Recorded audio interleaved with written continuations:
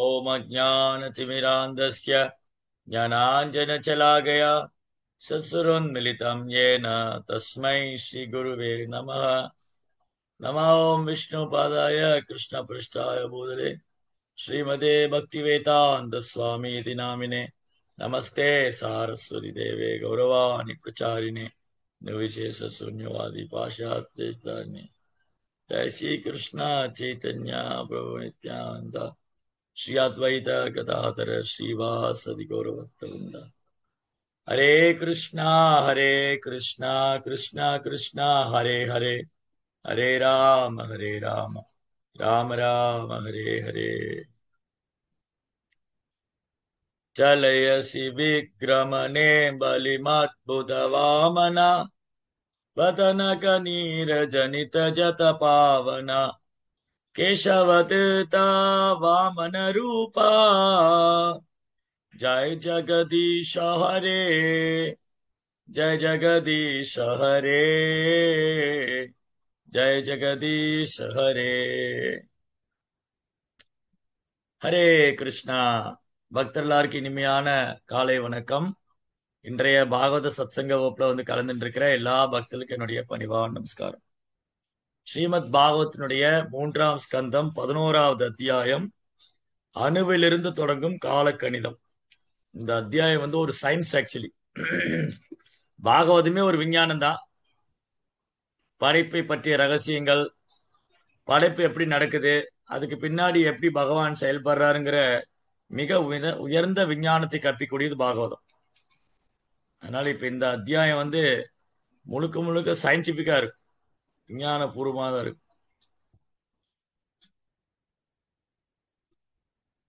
அதுல இன்னைக்கு படிக்கிற ஸ்லோகம் முதல் 4 ஸ்லோகம். மைத்ரேய உவாச்ச சர்மசத் விசேஷானாம் அநேகோ சம்யுத சதா பரமானு சவிஜ்ஞேயோ நிருணாம் ஐக்கிய பரமோ யதா. பௌதிக பொருட்களின் இறுதி கூறு பிரிக்க முடியாது என்பதோடு ஒரு உடலில் அது உருவமாவதும் இல்லை. இதுவே அணு என்று அழைக்கப்படுகிறது. அனைத்து வடிவங்களும் அளிக்கப்பட்ட பிறகும் அது எப்போதும் கண்ணுக்கு புலனாகத்தான் நிற்கிறது, புலனாகாத தன்மையுடையதாக இருக்கிறது. இந்த அணுக்களின் கூட்டினாலேயே இந்த பூதோடு ஆனது. ஆயினும் இது சாதாரண மனிதனால் தவறாக புரிந்து கொள்ளப்படக்கூடியதல்ல. சரி, இப்போ பிரபஞ்சம் சிருஷ்டிக்கப்பட்டதோட ரகசியம், எப்படி பிரபஞ்சம் இயங்குது, அதுக்கப்புறம் காலச்சக்கரம் எப்படி சொல்லுது, இந்த காலச்சக்கரத்தோட இயக்கத்தை நம்ம எப்படி கணக்கிடுறது, இதெல்லாம் விஞ்ஞானிகள் ஆராய்ச்சி பண்ணிக்கிட்டு இருக்காங்க. ஆராய்ச்சி பண்ணி அப்புறமா ஒரு முடிவுக்கு வர்றாங்க. ஆனா இங்க பாகவதத்துல மிக தெளிவாக கூறப்பட்டிருக்கிறது. இன்னைக்கு விஞ்ஞானிகள் என்ன ஆராய்ச்சி பண்ணி தெரிஞ்சுக்கிறாங்களோ அதை வெகு சுலபமா பாகவதம் படிக்கிறதுனாலே தெரிஞ்சுக்கலாம். அணுக்கள் இருந்து எப்படி எல்லாம் தொடங்குது. அணுங்கிறது கண்ணுக்கு புலப்படாத ஒன்று. இப்போ உதாரணத்துக்கு நம்ம வீட்டுல காலையில ஒரு 7:30 மணி 8 மணிக்கு சூரியனுடைய வெளிச்சம் ஜன்னல் வழியா வரும். வீட்டு கதவு ஜன்னல் வழியா அல்லது ஜன்னல் வழியா சூரிய வெளிச்சம் நம்ம வீட்டுக்குள்ள வரும். அப்ப அந்த சூரிய வெளிச்சத்துல பாத்தீங்கன்னா எண்ணற்ற தூசிகள் பறக்கிறத பார்க்கலாம். கண்ணுக்கு புலப்படா தூசி. இப்போ நான் ஒரு அறையில உட்கார்ந்துருக்கேன், நீங்க எல்லாம் ஒரு அறையில உட்கார்ந்துருக்கீங்க. அங்க நம் கண்ணுக்கு புலப்படாத எண்ணற்ற தூசிகள் இருக்கு. அந்த தூசிக்குள்ளும் அணு இருக்கு. அணு அப்படின்னா சிறியவற்றெல்லாம் சிறியது, ஸ்மால் போர்ஷன். அந்த அணு எப்படி இயங்குது, அணுக்களின் கூட்டு சேர்க்கை எப்படி நடந்தது, அணுவுடைய கால கணிதம், மேத்தமேட்டிக்ஸ் கால்குலேஷன், அது பின்னாடி வரக்கூடிய ஸ்லோகங்களை நம்ம விவரமா படிப்போம். சோ பகவான் கிருஷ்ணர் அனோரணியான் பகதோ மகியான் ஆத்மஸ்ட ஜந்து நிகதோ குகாயா. பகவான் சிறியவற்றெல்லாம் சிறியவர், பெரியவற்றெல்லாம் பெரியவர். அவரை ஜட புலன்களாலேயோ மனக்கற்பனையாலேயோ வருட தருவத்தினால உணரக்கூடியவர் அல்ல. அதனாலதான் பகவானுடைய லீலைகள், பகவானுடைய லீலைகளை கேட்பதால, பாடுவதால, நினைவில் கொள்வதால, அதுக்கு தொடர்ந்து நாம ஜபிக்கக்கூடிய பக்தன் ஹரே கிருஷ்ணா ஹரே கிருஷ்ணா கிருஷ்ண கிருஷ்ணா ஹரே ஹரே ஹரே ராம ராம ராம ஹரே. இந்த பகவானுடைய நாமத்தை உச்சரிக்கக்கூடிய பக்தர்களுக்கு பகவான் தன்னை வெளிப்படுத்துறார். இங்க என்னெல்லாம் புரியுது கஷ்டமானதா இருக்கோ அதெல்லாம் பக்தினால பகவான் இந்த புரிஞ்சுக்கூடிய அறிவாற்றல கொடுக்கிறார். ஒரு பக்தனுக்கு அவன் அறிவை வளர்த்துக்கிறதுக்கு தனியா முயற்சி பண்ண வேண்டாம். பக்தி தொண்டு பாதையை சிறமேற்கொண்டு செய்யும் போது தன்னை வந்தடைவதற்கான அறிவாற்றலும் தானே கொடுத்துறேன்னு பகவான் சொல்றார். பகவத்கீதை 10ஆம் அத்தியாயம் 10ஆம் ஸ்லோகம். அவர் அடைவதற்கான அறிவும் அவரே கொடுத்துறேங்கிறார். அவர் இதயத்துல பரமாத்மாவை இருந்து கொண்டு எல்லாருடைய அறியாமையை போக்கி தன்னை சன்னணிந்த பக்தர்கள், பகவானை சன்னணிஞ்ச பக்தனுக்கு பகவான் இதயத்துல பரமாத்மா வந்து அவன் சந்தேகத்தையும் அறியாமையும் போக்கிறார்.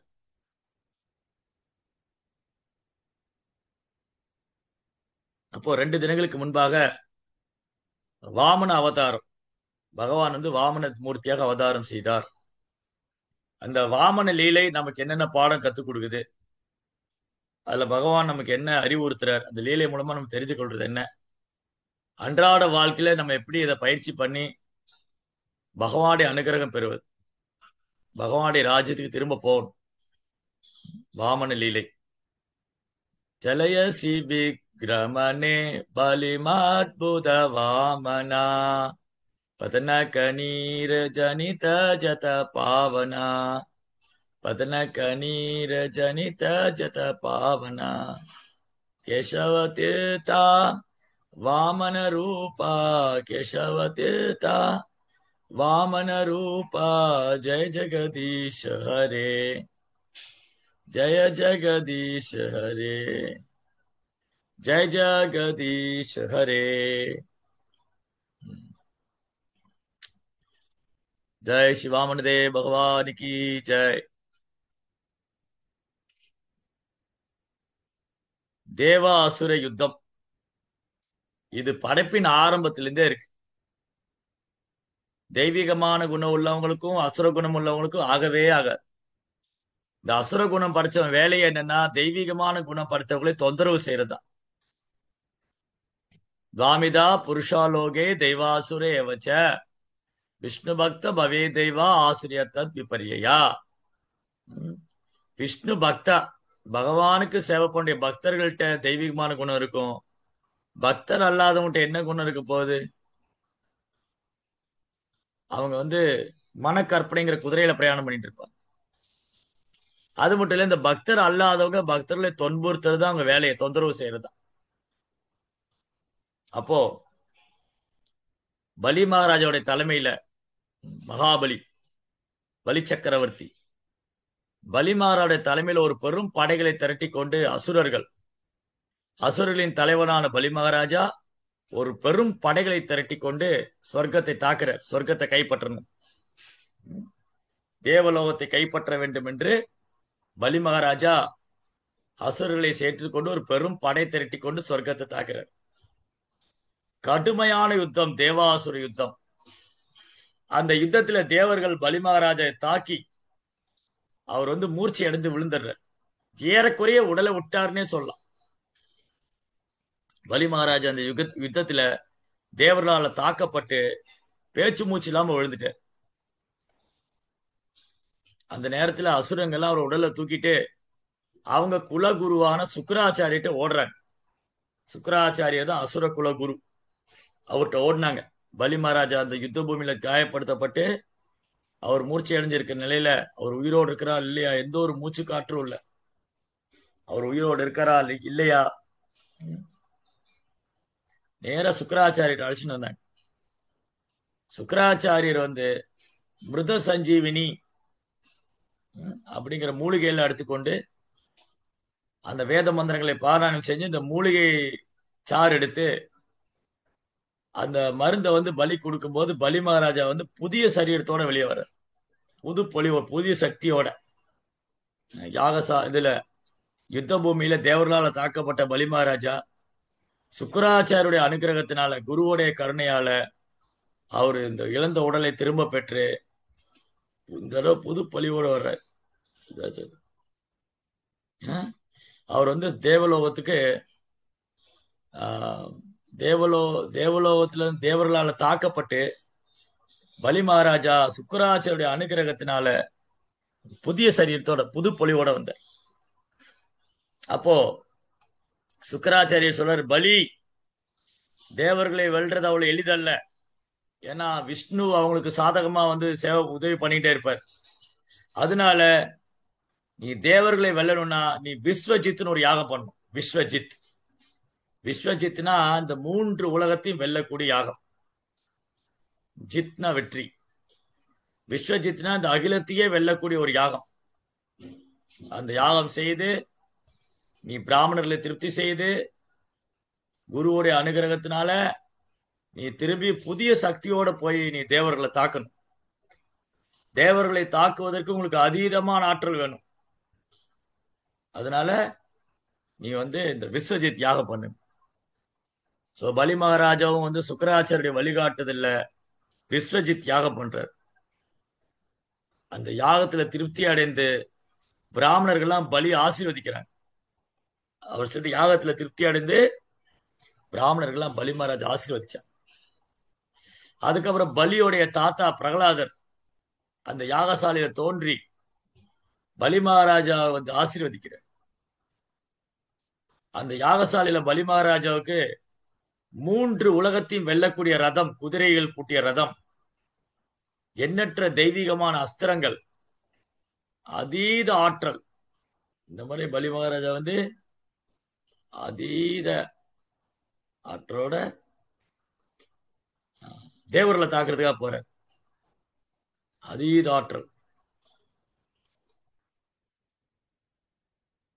அந்த பக்கம் என்ன நடந்ததுன்னா, தேவர்கள் பக்கம் ஒரு முறை இந்திரன் பிரகஸ்பதி, தேவகுருவான பிரகஸ்பதி இந்திரனுடைய சபைக்கு வரவும் இந்திரன் அவரை மதிக்காம அவர் உட்கார்ந்துட்டு இருக்காரு. அவமரியாதை, குருவுக்கு அவமரியாதை செய்யறார். குருவுக்கு அவமரியாதை செய்ததுனால பிரகஸ்பதியோட அனுகிரகத்தை இந்திரன் இழந்து விட்டார். இத்தனைக்கும் தேவர்கள் தான். தேவர்களா இருந்து கூட ஜென்மைஸ்வரிய சுதஸ்ரீபீர் ஏதமாதம் அபத்மான், உயர்ந்து கொள்ள பிறப்பு, அப்புறம் வந்து வசதி, பௌதிக வசதி, பெயர், புகழ், பதவி, இந்த பதவி எல்லாம் வந்துருச்சுன்னு வச்சுக்கோங்களேன், கர்வம் வந்து. இந்திரனுக்கு கர்வம் வந்துருச்சு. நான் ஏன் பிரகஸ்பதி முன்னாடி எழுந்திருக்கணும்? நானே தேவராஜன், தேவேந்திரன், நான் தேவேந்திரன், நான் பிரகஸ்பதி முன்னாடி எழுந்து நிக்கணுமா? பிரகஸ்பதி வந்து தன் சீடனோட நடத்தையை கண்டு அவர் அங்கிருந்து போயிட்டார். பிரகஸ்பதி சொர்க்கத்தை விட்டு போன உடனே தேவர்கள்லாம் தங்கள் ஐஸ்வர்யத்தை இழக்க ஆரம்பிச்சிட்டாங்க. அவங்க சக்தி இழந்துட்டாங்க. இப்ப இந்த நேரத்துல பலி வந்து பயங்கர சக்திமானா இருக்காரு. தன் குருவோடைய கட்டளையை நிறைவேற்றி, குருவோடைய கட்டளைப்படி வந்து விஸ்வஜித் யாகம் பண்ணி பிராமணர்களை திருப்தி செய்து அவர் புதிய சக்தியோட வர இந்த முறை தேவர்களை தாக்குறதுக்காக பலி மகாராஜா புதிய சக்தியோட வந்தார். இந்த முறை இந்திரன் பாக்குறாரு, பலி வந்து அவருக்கு முன்னாடி யமன் மாதிரி நிக்கிறார். கடுமையான யுத்தம் தேவர்களுக்கும் அசுரர்களுக்கும். போன யுத்தத்துல தேவர்கள் வென்றாங்க. இந்த யுத்தத்துல தேவர்கள் உயிருக்கு பயந்து ஓடுறாங்க. தேவர்கள் என்ன பண்ணாங்க? உயிருக்கு பயந்து ஓடுறாங்க. பலியோடைய தாக்குதல் தாங்க முடியல. பலி மகாராஜா வந்து மின்னல் வேகத்துல அஸ்திரங்களை செலுத்தி தேவர்களை கடுமையா தாக்குறாரு. அப்போ தேவர்கள்லாம் வந்து சொர்க்கத்தை விட்டே ஓடிட்டாங்க. தன் உயிருக்கு பயந்து சொர்க்கத்தை விட்டு ஓடி போய் தலைமறைவா இருக்க. இப்ப பலி மகாராஜா 3 உலகத்துக்கு சக்கரவர்த்தி. தேவர்களை யுத்த பூமியில தோக்கடிச்சு அவங்கள உயிருக்கு பயந்து ஓட விட்டார். இப்ப பலி மகாராஜா வந்து 3 உலக சக்கரவர்த்தி ஆயிட்டார். அப்போ சுக்கராச்சாரியர் சொல்றாரு, இது போதாது. அப்ப சுக்கராச்சாரியர் என்ன சொல்ற, இது போதாது பலி, நீ வந்து 100 அஸ்வமேத யாகம் பண்ணு. 100 அஸ்வமேத யாகம் பண்ணா உன்னை இந்திரனுடைய பதவியிலிருந்து யாராலும் விளக்க முடியாது. நீ ஸ்ட்ராங்கா உட்காந்துடலாம். நீ இப்ப வந்து சொர்க்கத்துக்கு அதிபன் ஆயிட்ட. தேவர்கள்லாம் உயிருக்கு பயந்து ஓடிட்டாங்க. நீ பிராமணர்களுக்கு சேவை பண்ணதுனால யாகத்துல வந்து பிராமணருக்கு தானம் கொடுத்த, யாகம் செஞ்சு பிராமணருக்கு தானம் கொடுத்ததுனால நீ பிராமணர்களால் ஆசீர்வதிக்கப்பட்டாய். அதே மாதிரி நீ 100 அஸ்வமேத யாகம் செஞ்சீனா பிராமணருடைய ஆசீர்வாதத்தினால நீ வந்து சொர்க்கராஜன் இந்திரன் தேவேந்திரனுடைய பதவியை நீ அடைஞ்சு விடுவாய். நீ வந்து தேவேந்திரனுடைய பதவி அடைஞ்சிருவ. இதுல ஃபர்ஸ்ட் பாயிண்ட் என்னன்னா, இந்த லீலையில தெய்வீக குணத்துக்கும் அசுர குணத்துக்கான யுத்தம் நடந்துட்டே தான் இருக்கு. அது படைப்பின் ஆரம்பத்திலிருந்தே தெய்வீகமான குணத்துக்கும் அசுர குணத்துக்கும் யுத்தம் நடந்துட்டே இருக்கு. ரெண்டாவது, யார் வந்து பிராமணர்கள், வைணவர்கள், குருமார்கள் அவங்களுக்கு அவங்களுடைய வார்த்தையை பின்பற்றி நடக்கிறாங்களோ அவங்களுக்கு தோல்வியே கிடையாது. ரெண்டாவது பாயிண்ட். முதல் பாயிண்ட் என்னன்னா, இந்த லீலையில தெய்வீகமான குணத்துக்கும் அசுர குணத்துக்கும் போட்டி நடந்துகிட்டே தான் இருக்கு. சில நேரம் தெய்வீகமான குணம் ஜெயிக்குது, சில நேரம் அசுர குணம் ஜெயிக்குது. இல்ல நமக்குள்ள கூட அப்படித்தானே, சில நேரம் தெய்வீகமான குணம் ஜெயிக்குது, சில நேரம் அசுர குணம் ஜெயித்துடுது. ரெண்டாவது, வைணவர்கள், பிராமணர்கள், குருமார்கள் இவங்களை திருப்தி செய்யறது மூலமா ஒருத்தர் வாழ்க்கையில தோல்வி அடைய மாட்டார். சோ பலி மகாராஜா குருவோடைய கட்டளைப்படி பிராமணருக்கு தானம் செஞ்சதுனால அவர் வந்து யாகம் செஞ்சு 3 உலகத்துக்கும் சக்கரவர்த்தி ஆயிட்டார். அதே சமயம் தேவர்கள் குருவை வந்து நிராகரிச்சதுனால, அல்லது குருவுக்கு வந்து அபராதம் பண்ணதுனால, குருவுக்கான தக்க மரியாதை செலுத்தாதனால அவங்க தன்னுடைய ராஜ்யத்தை இழந்தாங்க. ராஜ்யத்தை இழந்துட்டாங்க. இப்போ தேவர்கள் ராஜ்யத்தை இழந்து தலைமறைவா இருக்காங்க, உயிருக்கு பயந்து. அப்ப தேவர்களின் அன்னை, தேவர்களுடைய அன்னை யாரு? பதில் தெரிஞ்சவங்க கை தூக்கு. தேவர்களுடைய அம்மா யாரு? எல்லாம் தூங்கிட்டாங்க போல இருக்கு. தேவர்களுடைய அம்மா யாரு? அதிதி. அதிதி. அதிதிக்கு வந்து கவலை வந்து விட்டது. அதிதி வந்து கஷ்யபரின் மனைவி. கஷ்யபர் வந்து பிரஜாபதி, சந்ததியில் உற்பத்தி பண்றவர். கஷ்யப பிரஜாபதி. கஷ்யபருக்கு நிறைய மனைவி இருக்காங்க. திதி, அதிதி, ஆகுதி, பிரசூதி, இந்த மாதிரி நிறைய மனைவி.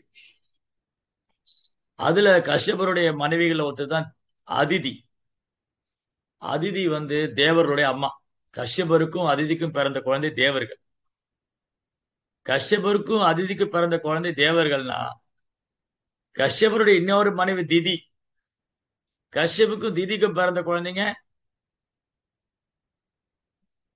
கஷ்யபருக்கும் திதிக்கும் பிறந்த குழந்தைகள் யார்? அசுரர்கள். ஒரே நபர் தான் கஷ்யபர். கஷ்யபருடைய ஒரு மனைவிக்கு பிறந்த குழந்தைகள்லாம் தேவர்களா இருக்காங்க.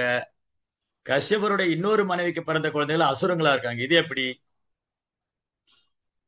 கஷ்யபருக்கும் அதிதிக்கும் பிறந்த குழந்தைகள்லாம் தேவர்கள், கஷ்யபருக்கும் திதிக்கும் பிறந்த குழந்தைங்க அசுரர்கள். இது எப்படி நடந்தது? யாருக்கு பதில் தெரியும்? கை தூக்குங்க. கஷ்யபருக்கும் அதிதிக்கும் பிறந்த குழந்தைகளா தேவர்களா இருக்காங்க, கஷ்யபருக்கும் திதிக்கும் பிறந்த குழந்தைகளா அசுரங்களாயிட்டாங்க. காரணம் என்னது? தேவகி மாதாஜி. அரேஸ்னா பிரபு, திதி அவங்க வந்து அவங்க விருப்பத்துக்கு ஏற்ப வந்து குழந்தை பிறக்கணும்னு ஆசைப்பட்டு அந்த நேரம் காலம் நல்லா இல்லாத அந்த டைம்ல வந்து அது குழந்தை உருவாகும் பிரபு. அரேஸ்னா பிரபு. இதுல 3வது பாடம் என்னன்னா, இந்த லீலையில கடைசியில கேட்பேன், இந்த வாமன லீலையில மொத்தம் எவ்வளவு பாடம் படிச்சிருக்கோன்னு கேட்க போறேன். ஏற்கனவே 2 பாடம் சொல்லியிருக்கேன். ஏற்கனவே 2 பாடம் பார்த்தோம். ஒண்ணு வந்து தெய்வீக குணத்துக்கும் அசுர குணத்துக்கும் போட்டி நடந்துகிட்டே இருக்கு. சில நேரம் தெய்வீகமான குணம் ஜெயிக்குது, சில நேரம் அசுர குணம் ஜெயிக்குது. 2வது பாடம் குருவோடைய கட்டளை. குருவோடைய கட்டளையை நிராகரிக்கிறவங்க எல்லா ஐஸ்வர்யத்தையும் இழந்துருவாங்க. குருவை நிராகரிக்கிறவங்க, பிராமணர்கள், வைணவர்கள், குருமார்கள் இவங்களை நிராகரிக்கிறவங்க எல்லாத்தையும் இழந்துருவாங்க. அதே சமயம் பிராமணர்களையும் குருவையும் வழிபடுறவங்க அவங்க வாழ்க்கையில தோல்வியே கிடையாது. 2வது பாயிண்ட். 3வது, தமிழ்ல ஒரு பழமொழி இருக்கு, தாயை போல பிள்ளை, நூலை போல சேலை. ஒரு சேலை வாங்கினா அதுல நூல் எப்படி இருக்கோ அதை வச்சு சொல்லிடலாம் இந்த சேலையோட தரம் என்னன்னு. மாதாஜிகளுக்கு நல்லா தெரியும், சேலை வாங்கிட்டே தான் இருக்கீங்க. ஏதாவது பண்டிகை வந்தா நீங்க தான் சேலை புதுசா கட்டிக்கிட்டே இருக்கீங்க. பிறந்த நாளுக்கு சேலை, கல்யாண நாளுக்கு சேலை, வந்தா சேலை, போனா சேலை, வர்றவங்க சேலை, போற எல்லாம் சேலை வாங்கி கொடுத்துட்டே இருக்காங்க. சரி, அது ஒரு பக்கம் இருக்கட்டும், அது வேற ப்ரோக்ராம். அந்த சேலையோடைய தரம் இல்லையா, புடவை இருக்கு இல்லையா, சேலை, அந்த சேலை எப்படி இருக்குன்னா நூலை வச்சு சொல்லிடலாம் அந்த saree எப்படி. இந்த சாரியோடைய குவாலிட்டி என்னன்னா அந்த சாரியோடைய நூலை வச்சு சொல்லிடலாம் இது நல்ல தரமான புடவை saree. அதே மாதிரிதான் ஒரு அம்மா எப்படி இருக்காளோ அவளை வச்சு சொல்லி அந்த பையன் எப்படி இருப்பான். ஒரு பிள்ளை, ஒரு அம்மா எப்படி இருப்பாளோ அவளை போலதான் பிள்ளை. தாய் போல பிள்ளை, நூலை போல சேலை. அப்ப அதிதி, அதிதி தெய்வீகமான குணம் படைத்தவளா இருந்ததுனால அவளுக்கு பிறந்த குழந்தைகள்லாம் தேவர்களா இருக்கு. திதியோடைய எண்ணம் சுத்தமா இல்ல, திதி வந்து அசுர குணம் படைத்ததுனால அவளுக்கு பிறந்த குழந்தை அசுரங்களாயிட்டு. கான்சியஸ்னஸ் தான் முக்கியம்.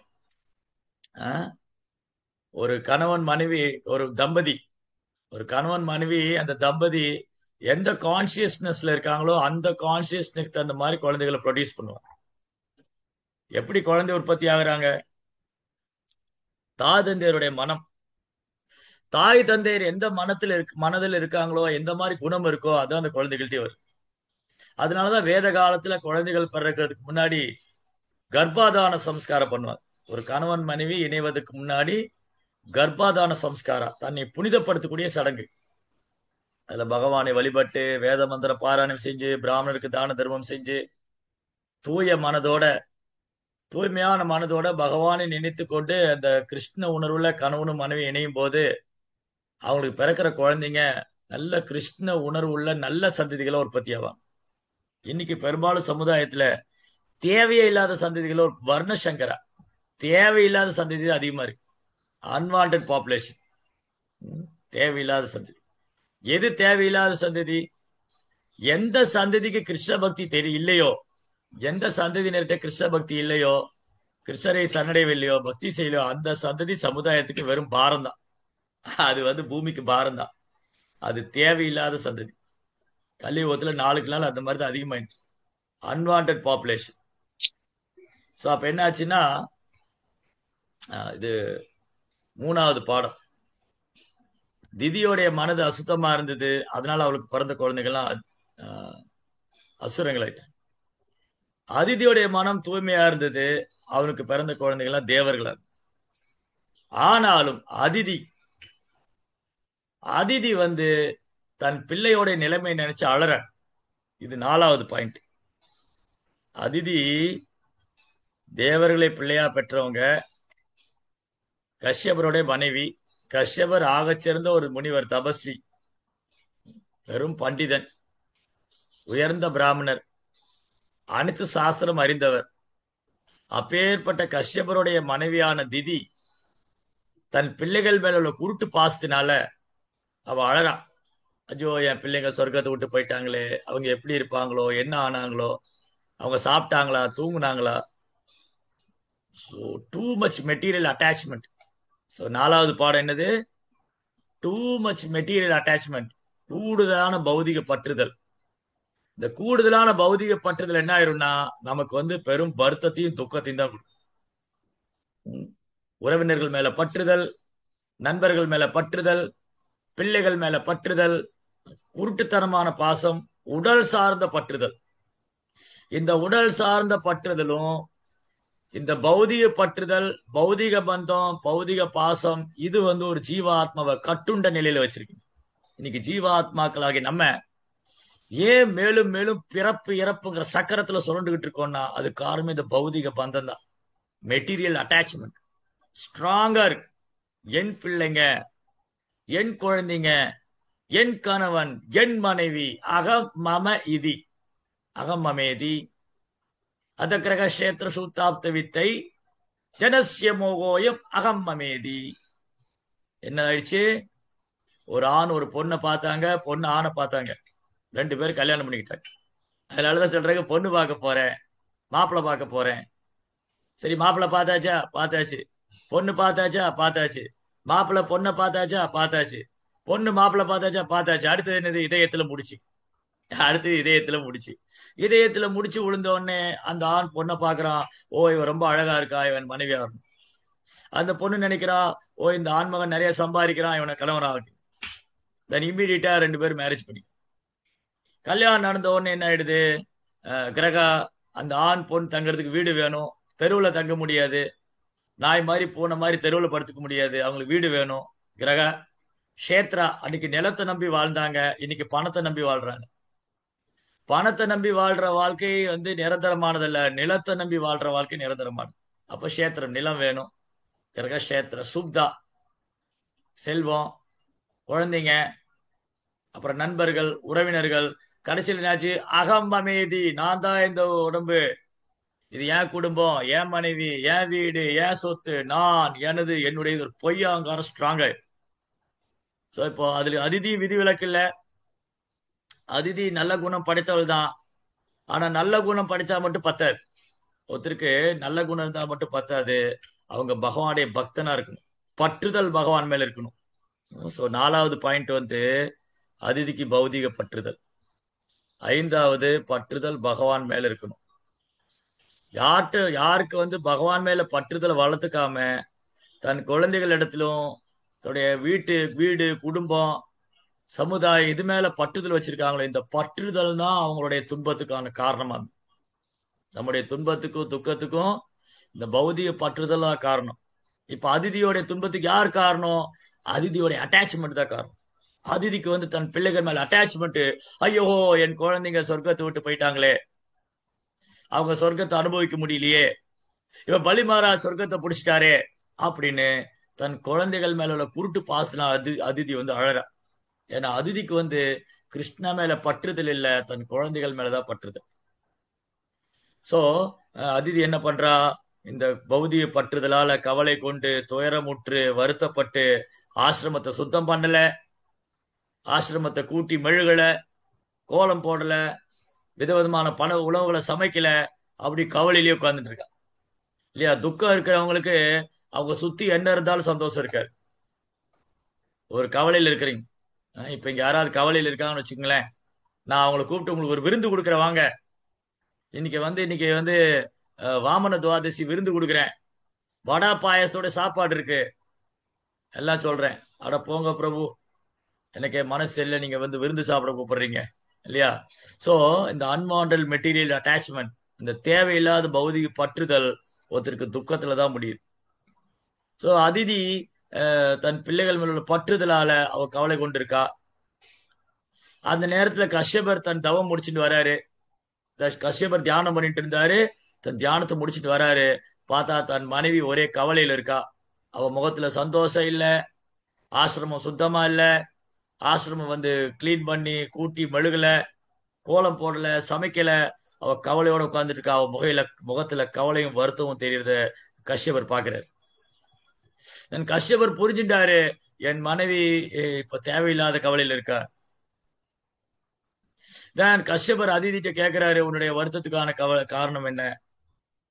உடனே கஷ்யபர் அதிதி சொல்றா, ஓ பிரபு, நீங்க பிரம்மாவுடைய புதல்வன், நீங்க பிரஜாபதி, அனைத்து சாஸ்திரம் அறிந்தவர், நீங்க முக்காலம் அறிந்தவர், முற்றும் துறந்த முனிவர், நீங்க முக்காலம் அறிந்தவர். உங்களுக்கு தெரியாத ஒண்ணும் இல்ல. நம்ம பிள்ளைங்க சொர்க்கத்தை விட்டு போய் கஷ்டப்பட்டுட்டு இருக்காங்க. நீங்க வந்து அந்த சொர்க்கத்தை மீட்டு கொடுங்க, அவங்களுக்கு நீங்க சந்தோஷம் வைங்க. சோ நம்ம குழந்தைங்க சந்தோஷமா இருந்தா நான் சந்தோஷமா இருப்பேன். அதனால எனக்கு சந்தோஷத்தை கொடுங்க, நீங்க நம்ம குழந்தைகளுக்கு சொர்க்கத்தை மீட்டு கொடுங்க அப்படின்னு குருட்டுத்தனமான பிரார்த்தனையை செய்யறாங்க அதிதி. கஷ்யபருக்கு சிரிக்கிறதா அழதான் தெரியல. ஓ, இந்த மனைவியானவளுக்கு எந்த அளவுக்கு அட்டாச்மெண்ட் இருக்கு தன் பிள்ளைகள் மேல. சொர்க்கலோக வசதி, இந்திர பதவி, இதெல்லாம் தற்காலிகமானது. பிரம்மலோகம் வரைக்கும் போனாலும் இந்த உலகத்தில் நிம்மதியா வாழ முடியாது. பிரம்ம லோகா புனராவர்த்தினோ அர்ஜுனா மாம பேத்தத்து கவுந்தேயா புனர்ஜன்மன வித்தியதே.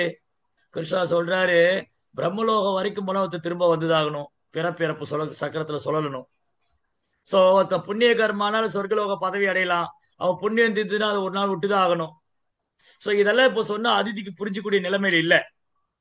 கஷ்யபர் பாக்குறாரு, இந்த அட்வைஸ் எல்லாம் பண்ணா இந்த அட்வைஸை ஏற்றுக்கொள்ளக்கூடிய மனோபாவத்துல அதிதி இல்ல. கஷ்டத்துல இருக்கிறவன்ட்ட போய் நீங்க வந்து கோயிலுக்கு வாங்க ஜெபம் பண்ணுங்கன்னா, அட போங்க சாமி, நானே ஒரு கவலையில இருக்கேன், நீங்க கோயிலுக்கு வாங்க ஜெபம் பண்ணுங்கன்னு கூப்பிடுறீங்க. மனசு நல்லா இருந்தா தானே கோயிலுக்கு வர முடியும் அப்படின்னு அவங்க ஒரு தத்துவம் பேசுவாங்க. நம்ம என்ன சொல்றோம், உங்க மனசு கஷ்டமா இருக்கா, பரவாயில்ல, பகவான்கிட்ட வந்து பிரார்த்தனை பண்ணுங்க.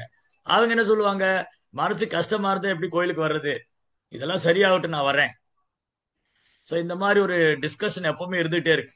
யாராவது தேவையில்லாம பௌதி அன்னெசரி சஃபரிங், தேவையில்லாத கவலை, தேவையில்லாத பயம், தேவையில்லாத வருத்தம், இதெல்லாம் மெட்டீரியல் அட்டாச்மெண்ட், பௌதிக பற்றுதலால, பௌதிக பந்தத்தினால, டூ மச் மெட்டீரியல் கான்சியஸ்னஸ், பௌதிக உணர்வுனால பந்தப்பட்ட ஆத்மா பகவான்கிட்ட வர தயங்குறான்.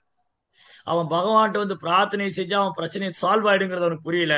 அவன் பிரச்சனையெல்லாம் சால்வ் ஆனா பகவான்கிட்ட வரேன்னு சொல்றான். அவன் ஜட உலகத்துல பிரச்சனை இன்னைக்கு தீர போறதே கிடையாது. ம். இதுதான் முக்கியமான பாயிண்டிங்க. 9வது பாயிண்ட் வந்து பௌதிக பிரச்சனைக்கு தீர்வு வந்து ஆன்மீகம் தான் பிரபுபாத். பௌதிக பிரச்சனைக்கான ஒரே தீர்வு கிருஷ்ண உணர்வை ஏற்றுக்கொள்றதுதான். கிருஷ்ண உணர்வை ஏற்றுக்காம ஒருத்தரால பௌதிக பிரச்சனைக்கு தீர்வு காணவே முடியாதுங்க. இது வந்து எத்தனாவது பாயிண்ட், 8வது பாயிண்ட். பௌதிக பிரச்சனைக்கு தீர்வு கிருஷ்ண உணர்வை ஏற்றுக்கொள்றதுதான். கிருஷ்ண உணர்வை ஏற்றுக்கொள்ளாத வரைக்கும் பௌதிக பிரச்சனைக்கு தீர்வு காணவே முடியாது. இது அதிதிக்கு புரியல. அதிதி அழுதுன்னு இருக்கா. கஷ்யபர் கணவர் மட்டுமல்ல, அவருக்கு குருவா இருந்து அவருக்கு ஆன்மீக ஞானத்தை போதிக்கிறார். இது 9வது பாயிண்ட். ஒரு கணவர் வந்து தன் மனைவிக்கு பௌதிக சந்தோஷம் தரக்கூடியவர் மட்டும் இல்ல. ஒரு கணவனுடைய டியூட்டி வந்து தன் மனைவிக்கு பௌதிக திருப்தி தர்றது மட்டும் இல்ல, பௌதிக வசதி, பௌதிக இன்பம், புலனின்பம் கொடுக்கறதல்ல கணவன் மனைவியோட வேலை. கணவனுடைய ஆன்மீக முன்னேற்றத்துக்கு உதவுவது மனைவியோட தர்மம், மனைவியோட ஆன்மீக முன்னேற்றத்துக்கு உதவுவது கணவனுடைய தர்மம். அதுதான் இல்லற தர்மம். இல்லற தர்மம்னா நாய்க்குட்டி மாதிரி பூனைக்குட்டி மாதிரி குழந்தை குட்டிகளை பத்திட்டு புலன்ப வாழ்க்கைக்காக அல்ல. இல்லற வாழ்க்கைங்கிறது கணவன் மனைவி கிரகஸ்த ஆசிரமங்கிறது ஒருவருக்கு ஒருவர் உதவி செய்து கொண்டு மீண்டும் பகவான்கிட்ட திரும்ப போறதா. சோ கஷ்யபர் தன்னை உணர்ந்த ஆத்மா, தன் மனைவி இப்ப பௌதிகத்துல மூழ்கி இருக்கா, அவ தன் பிள்ளைகள் மேல உள்ள கூட்டு பாசத்தினால அவ வந்து என்ன நினைக்கிறா, என் பிள்ளைங்க சொர்க்கத்தை இழந்துட்டாங்க, ஓ பிரபு நீங்க மீட்டு கொடுங்க. சோ கஷ்யபர் தன் மனைவிக்கு குருவா இருந்து உபதேசிக்கிறார், ஓ அதிதி, நீ என்கிட்ட பிரார்த்தனை பண்றது பிரயோஜனம் இல்ல, நீ வந்து அந்த பரமபுருஷரான பகவான் வாசுதேவனை பிரார்த்தனை செய்யணும். அவர் தான் எல்லாத்துக்கும் ஆதாரம், அவர் தான் எல்லாத்துக்கும் அடைக்கலம், அவர் தான் எல்லாத்துக்கும், அவரால் தான் எல்லாத்துக்கும் ஒரு சொல்யூஷன் கொடுக்க முடியும். அதனால நீ என்ன வழிபடுறத விட, நீ என்ன பிரார்த்திக்கிறத விட அந்த பரமபுருஷோத்தமனான பகவான் ஹரி வாசுதேவன் ஸ்ரீமன் நாராயணன் அவனை பிரார்த்தனை செய், அவரே உனக்கு உதவி செய்ய முடியும். இதுதான் ஒரு குருவோடைய மெயின் டியூட்டி. என்னன்னா சீடர்களை வந்து கிருஷ்ண உணர்வுல செயல்பட வைக்கிறதா. இப்போ கஷ்யபர் வந்து குருவா இருக்கார். கஷ்யபர் குருவா இருந்து பிராமணா மீன்ஸ் குரு, டீச்சர். கஷ்யபர் கணவன்னா டீச்சர், குரு. சோ கஷ்யபர் சொல்றாரு, நீ என்ன பிரார்த்திக்கிறத விட நீ பகவான பிரார்த்தனை செய், அவர் தான் உதவி செய்வார்.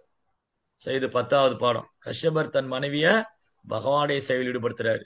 11th ஒன், 10வது பாடம் என்ன, 11வது என்னன்னா, கஷ்யபருக்கு பொய் அகங்காரம் கிடையாது. ஓ என் மனைவி வந்து என்கிட்ட சொல்றா, நீ வந்து நம்ம குழந்தைகளை காப்பாத்துன்னு, நான் என் தவ வலிமையினால என் குழந்தைகளுக்கு உதவி செய்வேன். என்னுடைய தவ வலிமையை வச்சுட்டு நான் பலிமரா சபிச்சு எப்படியாவது சொர்க்கத்தை என் பிள்ளைகளுக்கு மீட்டு கொடுத்துருவேன், நான் நினைச்சா அதை பண்ணிடுவேன், என்னால அது முடியும், என்னால இது முடிங்கிற பொய் அகங்காரம் கஷ்யபர் கிடையாது. கஷ்யபருக்கு பொய் அகங்காரம் இல்ல. கஷ்யபர் என்ன பண்ணாரு, தன் மனைவிய கிருஷ்ணருடைய சேவையில் ஈடுபடுத்துறாரு. ஓ அதிதி, நீ என்ன வழிபடுறத விட, என்ன பிரார்த்திக்கிறத விட நீ கிருஷ்ணாவை பிரார்த்தனை பண்ணு, அவர் தான் வந்து சர்வ காரணம், அவர் தான் யோகேஸ்வரன், அவர் தான் எல்லா சித்திகளுக்கும் எஜமானன், அதனால நீ இந்த பகவானை வழிபடணும்னு சொல்லி கஷ்யபர் பொய்யங்காரம் இல்லாம தன் மனைவிய கிருஷ்ணாவுடைய சேவையில் ஈடுபடுத்துறாரு. அந்த ப்ராசஸ் என்னன்னு சொல்லி கொடுக்குறாரு. Guru only teach how to satisfy Krishna. குரு தான் சொல்லி கொடுக்கணும் கிருஷ்ணரை எப்படி திருப்திப்படுத்துறது, கிருஷ்ணாவை எப்படி திருப்திப்படுத்தணும் நமக்கு தெரியாது. சோ ஆன்மீக குருடைய கருணை இருந்தாதான் கிருஷ்ணாவுடைய கருணை. சோ கஷ்யபர் என்ன பண்ணாரு, அவர் பரம்பரா மூலமா தன் கத்துண்ட அந்த விரதத்தை வந்து கஷ்யபர் அதிதிக்கு சொல்லி கொடுக்கிறார். நான் வந்து பிரம்மாட்ட இருந்து கத்துண்டேன் பயோவர்தான்னு ஒரு விரதம். இந்த பயோவரதா ரொம்ப கடினமான விரதம். ஒரே ஒரு வேளை கொஞ்சம் மட்டும் பால் குடிச்சுட்டு பகவானுடைய நாமத்தை சொல்லிட்டு அவரே நடிச்சுட்டு சேவை பண்ணிட்டே இருக்கு. ஹரே கிருஷ்ணா கிருஷ்ண கிருஷ்ணா ஹரே ஹரே, ஹரே ராமா ராம ராம ஹரே ஹரே. ஃபியூ டிராப்ஸ் மட்டும் மில்க், சில மணித்துளிகள் பால் மட்டும் பருகி கொண்டு பகவானுக்கு அபிஷேகம் செய்வது, அவரை ஆராதனை செய்வது, அவருக்கு வந்து போக நிவேதனம் பண்றது, அவருக்கு வந்து மலர் மாலைகள் சாற்றுவது, அவருடைய புகழ் பாடுவது, அர்ச்சிப்பது, இந்த மாதிரி ஃபுல்லா பக்தி தொண்டில் இருக்கணும். ஃபுல்லா கிருஷ்ணா கான்சியஸ்ல இருக்கணும். இந்த மாதிரி ஒரு தெய்வீகமான விரதத்தை கஷ்யபர் அதிதிக்கு ரெக்கமெண்ட் பண்றாரு. நீ இந்த விரதம் வந்து பிரம்மதேவர் இருந்தாரு, படைப்புக்கான ஆற்றல் பிரம்மாவுக்கு கிடைச்சது. பகவானை வழிபட்டு அவருக்கு பக்தி தொண்டு பண்ணதுனால, இந்த பயோவர்தா விரதம் இருந்ததுனால பிரம்மா வந்து அதீத ஆற்றல் படைத்த தேவரா இருக்கார். சோ இந்த விரதத்தை பத்தி நான் பிரம்மாட்டு இருந்து கேட்டு தெரிஞ்சுட்டு இருக்கேன். நீயும் இந்த விரதம் இருந்து உன்னுடைய விருப்பத்தை நீ பூர்த்தி செய்து கொள்ளலாம். நீ வந்து பயோவர்தா விரதம் இருந்து பகவானை திருப்தி செஞ்சு அது மூலமா பகவான் மேல திருப்தி அடைந்து உன்னுடைய விருப்பத்தை பூர்த்தி செய்வார். அகாம சர்வகாமோவா மோக்ஷகாம உதாரதி தீவிரேன பக்தி யோகேன யஜேதம் புருஷம் பரம். ஒருத்தர் ஆசையே இல்லாதவரா, வெரி குட். எல்லாத்துக்கும் ஆசைப்படுறவரா, சரி பரவாயில்ல. மோட்சத்தை விரும்புறவரா, பரவாயில்ல. யாரா இருந்தாலும் பக்தி தொண்டை தீவிரமா பின்பற்றது மூலமா அவர் பகவானை அடையலாம். சோ கஷ்யபர் என்ன பண்ணாரு, தன் மனைவியை பக்தி தொண்டில் ஈடுபடுத்துறாரு. சோ இங்க அடுத்தது 13வது பாயிண்ட் என்னன்னா, ஒருத்தர் தூய்மை அடைகிறதுக்கான ஒரே வழி பக்தி தொண்டு தான், வேற எந்த முறையாலும் அல்ல. நம்ம இதயம் சுத்தமாகணும் அப்படின்னா பகவானை தரிசிக்கணும், பகவானுடைய அனுகிரகம். ஒருத்தருக்கு பகவானுடைய அனுகிரகம் வேணும், பகவானை தரிசிக்கணும்னு சொன்னா அவர் இதயம் தூய்மையாகணும். இதயம் தூய்மை அடைவதற்கு மிக எளிமையான, சுலபமான, அழகான ஒரு உன்னதமான யோகம் பக்தி யோகம். சோ கஷ்யபர் தன் மனைவியை பக்தி யோகம் செய்ய சொல்லி அவர் என்கரேஜ் பண்றாரு. சோ கஷ்யபர் சொன்ன மாதிரி அதிதி என்ன பண்ணாங்க, இந்த பயோவர்தா விரதம் இருக்காங்க. கடுமையான விரதம், சாப்பிடாம தூங்காம பகவானை நினைச்சுட்டு அவருக்கு ஆராதனை பண்ணி அவருக்கு அபிஷேகம் செஞ்சு பயோவர்தா. சோ பிரபுபா என்ன எழுதுறாரு, இந்த பயோவர்தா விரதம் இருந்ததுனால கஷ்யபரால பகவானை நேருக்கு நேர் பார்க்க முடிஞ்சது, பகவான்கிட்ட அன்பு பரிமாற்றம் பண்ண முடிஞ்சது. சோ பிரபுபா என்ன சொல்றாரு, அந்த மாதிரி கடுமையான விரதம் நம்மளால பண்ண முடியாது. ஆனா நம்ம ஆன்மீக குரு நமக்கு என்ன கட்டளையிட்டு இருக்காரோ அதை செய்யறது மூலமா, இப்போ கஷ்யபரோட அனுகிரகத்தினால அதிதினால பகவானை நேருக்கு நேர் பார்க்க முடிஞ்சது. சோ 14வது பாயிண்ட் வந்து குருவோடைய கருணையால அதிதினால பகவானை நேருக்கு நேர் பார்க்க முடிஞ்சது. சோ நம்ம அதே மாதிரிதான், நமக்கு வந்து பயோவர்தா மாதிரி விரதம்லாம் இருக்க முடியாது. ஆனா ஆன்மீக குரு சொல்றாரு, ஒரு நாளைக்கு குறைந்தபட்சம் 16 மாலை கவனமா உச்சாரணம் பண்ணுங்க.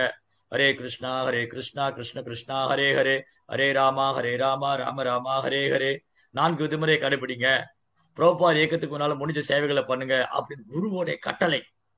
குருவோடைய கட்டளையை நம்ம சிறமேற்கொண்டு செஞ்சோம்னா, எப்படி கஷ்யபரோட அனுகிரகத்தினால அதிதியானவள் பகவானை நேருக்கு நேர் பார்க்க முடிஞ்சதோ, அதே மாதிரி ஆன்மீகருடைய கட்டளை நாம் சிறமேற்கொண்டு செய்யும் போது நம்மளால கிருஷ்ணரை உணர முடியும். நம்ம இதயத்துல பரமாத்மாவா இருக்காரு, அவர் நாம ரூபத்துல இருக்காரு, அவர் வந்து விக்கிரகத்துல இருக்காரு, அவர் சேவையில இருக்காரு, எல்லா இடத்துலயும் பாகவதத்துல எல்லா இடத்துலயும் நம்மளால கிருஷ்ணரை பார்க்க முடியும். வெறுமனே ஆன்மீக குருவை திருப்திப்படுத்துறதுனா. சோ அதிதியோட தவத்திலே விரதத்திலே திருப்தி அடைந்து பகவான் அதிதிக்கு தரிசனம் கொடுக்கிறார்.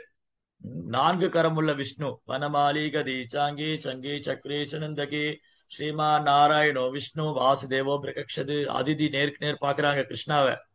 மழைக்காலத்து மேகத்தை ஒத்த நிறம், தாமரை இதழ் போல காது வரை நீண்ட கண்கள், என்றும் வாடாத வைஜெயந்தி மாலை, மார்புல ஸ்ரீவசபுரி, கழுத்துல கௌஸ்துவமணி, மஞ்சள் நிற பீதாம்பராடை, 4 கரங்களோட பகவான் ஒரு முன்னாடி நிக்கிறது அதிதி பாக்குறாங்க. அதிதி கண்ணிலிருந்து கண்ணீர்.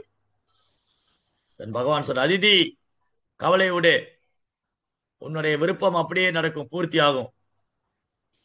சோ என்னாச்சு, நானே உனக்கு குழந்தையா வரேங்கிறேன், நானே உனக்கு குழந்தையா வந்து தேவர்களுடைய கஷ்டத்தை போக்கிடுவேங்க. சோ பகவான் வாமனுக்கு நிறைய பேர் இருக்கு. ஒண்ணு வந்து வாமனன். வாமனன்னா என்ன அர்த்தம், வாமனன்னா என்ன அர்த்தம், பதில் தெரிஞ்சவங்க கை தூக்கு. வாமன்,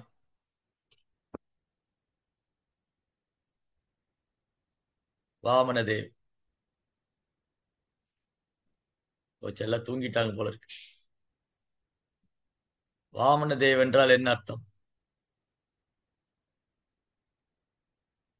சரியா சொல்றவங்களுக்கு வாமன தேவருடைய மகா பிரசாதம் கொரியர்ல அனுப்பிச்சு வைக்க போடும். போச்சு, ஒத்துரு கூட இல்லையா. வாமன தேவ் என்றால் என்ன பொருள், வாமனன். பகவானுடைய ஒரு நாமத்துக்கும் அர்த்தம் உண்டு. வாமனர் என்றால் என்ன அர்த்தம்?